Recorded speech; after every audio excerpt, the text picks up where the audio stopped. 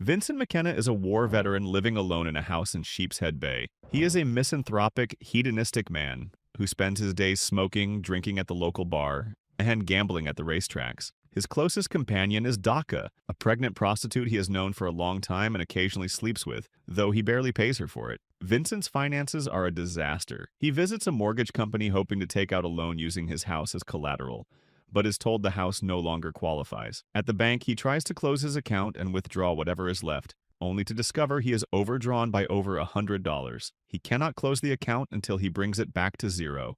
Disheartened, he goes to the bar and drinks until the bartender, Roger, suggests he slow down. Vincent, unbothered, snaps back at him before eventually leaving. On his way home, he drunkenly rams his fence while parking, goes inside, feeds his cat Felix, and tries to make himself a drink. Attempting to crush some ice, he injures his hand, then slips on the scattered ice chips and strikes his head against the cupboard, falling unconscious. He spends the night on the floor. For a man like Vincent, it seems like the first peaceful moment of his entire day. The next morning, a moving truck crashes into an old tree near Vincent's house, sending a heavy branch down onto his vintage car. The shouting wakes him. He rushes outside, still groggy and bloodied, to find a pair of workers and a woman named Maggie Bronstein standing among the wreckage. Maggie is a single mother who has just rented the house next door. She apologizes profusely and tries to take responsibility, but Vincent makes clear he intends to sue the moving company for the damage to his car and tells Maggie she will be covering the fence and the tree herself. Maggie, with no real option, agrees. The following morning, Maggie drives her young son Oliver to the bus stop so he can take the bus to St. Patrick's Catholic School for his first day. She explains she will not be able to pick him up. She is starting a new job as a CT scan technician at the local hospital. Oliver arrives at school and is warmly welcomed by his homeroom teacher, Brother Garachti, who introduces him to the class. When the teacher asks Oliver to lead the class in morning prayer, Oliver mentions that he is Jewish. I think I'm Jewish. Garachti explains without missing a beat that the classroom contains students of many faiths and that this is not a problem. Oliver offers a brief three-word prayer and takes his seat. The day's lesson happens to be about Catholic saints. Meanwhile, Vincent heads to the racetrack to try his luck. He loses his bet and is immediately approached by a man named Zuko, a loan shark, who reminds him that his debt is overdue. Vincent asks for more time. Zuko gives him 2 weeks. At school, Oliver struggles in physical education class. His slight build makes the exercises difficult, and the other kids notice. In the locker room afterward, a classmate named Robert and his friend steal Oliver's clothes, wallet, phone, and house keys. Oliver walks home in shorts and a vest, drawing stares from everyone he passes. When he arrives at the house, he realizes he has no way to get inside. He tries the basement window, climbs the fence, nothing works. He sits on the front porch and waits. That is when Vincent arrives home. Oliver musters his courage and approaches the grumpy old man, explains what happened, and asks to use his phone to call his mother. Vincent reluctantly lets him in. Maggie does not pick up, so Oliver leaves a message and the two of them sit in awkward silence waiting for her to call back. They let you wear those shorts to school? Well, it's a long story, sir. When Maggie finally returns the call and learns the situation, she asks Vincent whether he would be willing to watch Oliver until she gets home from work. Vincent makes no show of generosity. He negotiates a rate of $12 an hour and agrees only on those terms. Maggie, with no other option, accepts.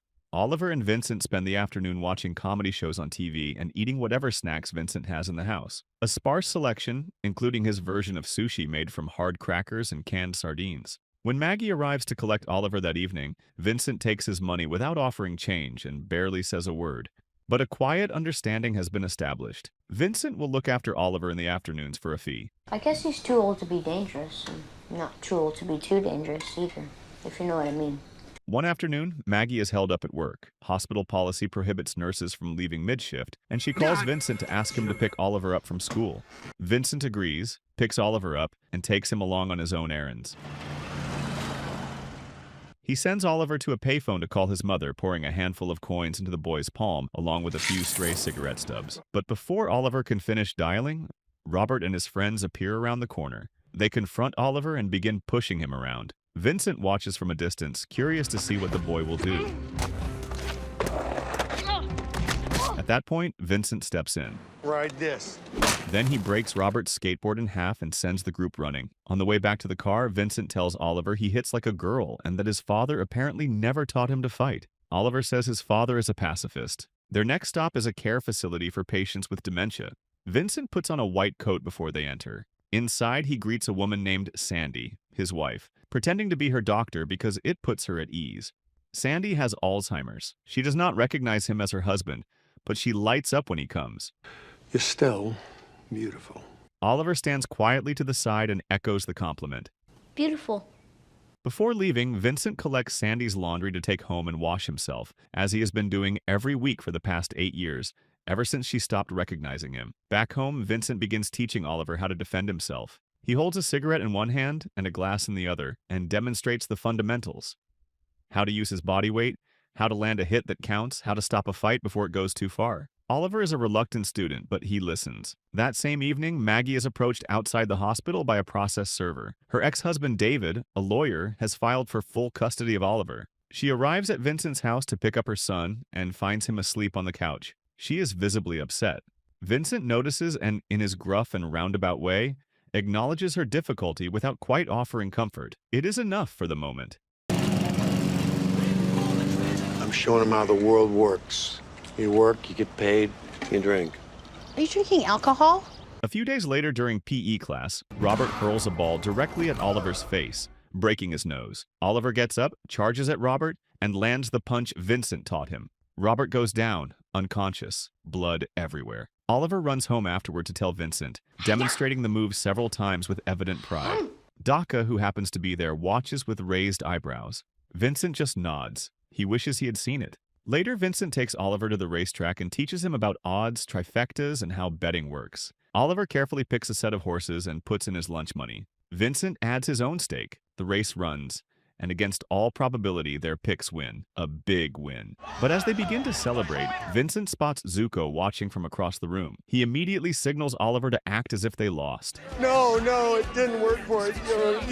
You understand me? They pretend to be disappointed, collect their winnings quietly, and make a run for the exit. At the bank, Vincent closes his overdrawn account, pays off his debt, and opens a small account for Oliver with his share of the winnings. Then the two of them spend the rest of the afternoon eating ice cream, fooling around town, and eventually ending up at the bar, where Oliver drinks Coke and Vincent drinks whiskey until Roger refuses to serve him anymore. Vincent, in protest, accidentally breaks a glass and cuts his hand. They take a cab home.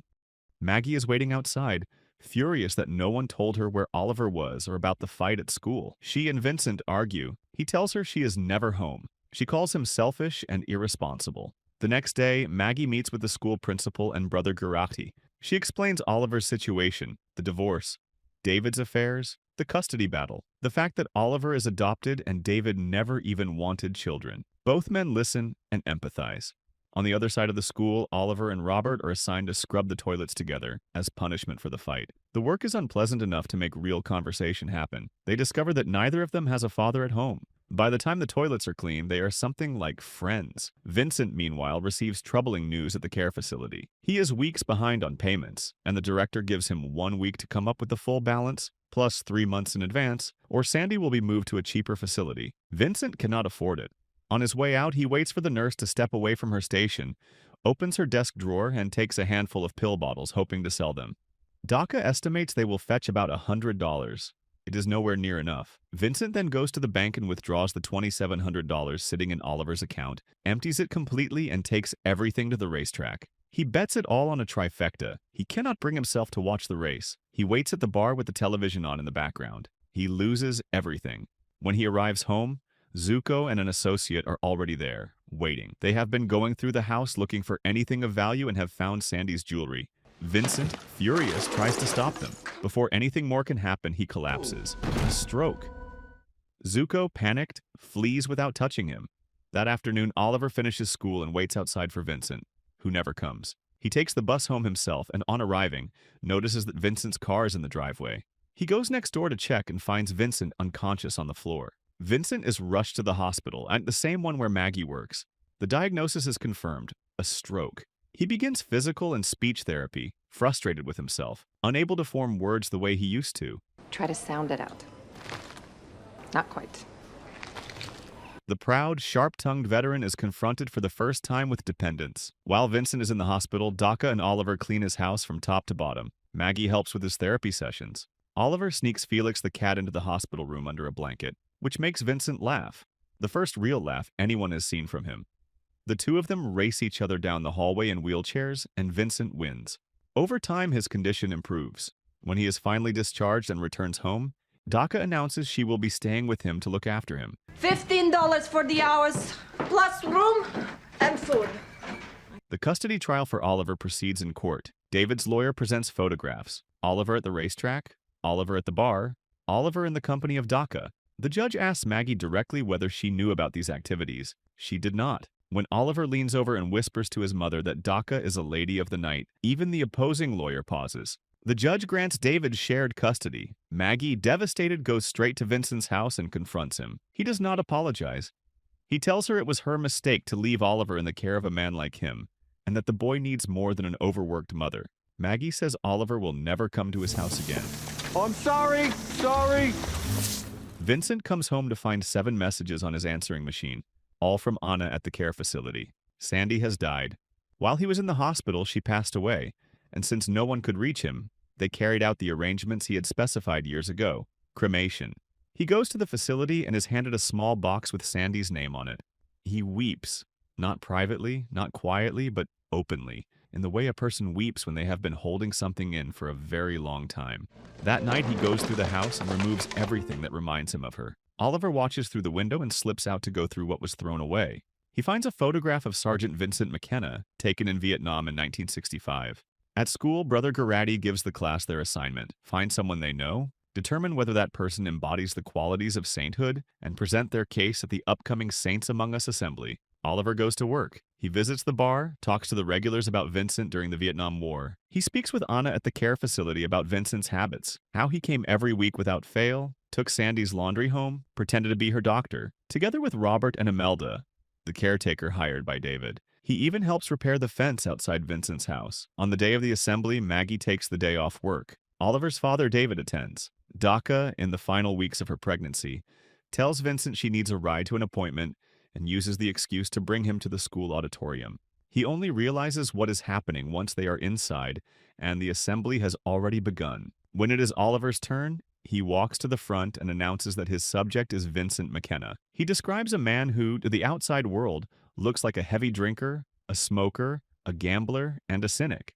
and then proceeds to dismantle that picture. He talks about Vietnam, how Vincent, a sergeant, risked his life to rescue 2 of his comrades when they were surrounded by enemy forces and received the Bronze Star for it. He talks about Sandy, how Vincent drove to the care facility every single week for 8 years, did her laundry with his own hands, and sat with her even after she no longer knew his name. He talks about Oliver himself, how a man who wanted nothing to do with anyone agreed to look after a boy he had never met, taught him to fight because a person has to be willing to stand up for themselves, and took him to the racetrack because life involves risk and it is better to understand it than to pretend it doesn't exist. He holds up a photo of Felix the cat eating fresh food while Vincent made do with canned sardines. Saints, Oliver concludes, are not only the pious and the formally recognized. They can be ordinary people, difficult people. Oliver invites Vincent to the stage and places a handmade medal around his neck, proclaiming him Saint Vincent of Sheepshead Bay. Vincent walks up slowly, leaning slightly, tears running down his face. The entire room applauds. A few days later, Daka gives birth to a healthy girl. Vincent visits her at the hospital. Then life settles into a new shape. Dinners at Vincent's house, Daka cooking pasta, Oliver asking Vincent to say grace before the meal. Later, in the backyard, he puts his headphones on, lights a cigarette from a hidden stash, and listens to music in the dark. He is not the man he was. He is something else now. Something the people around him saw before he did.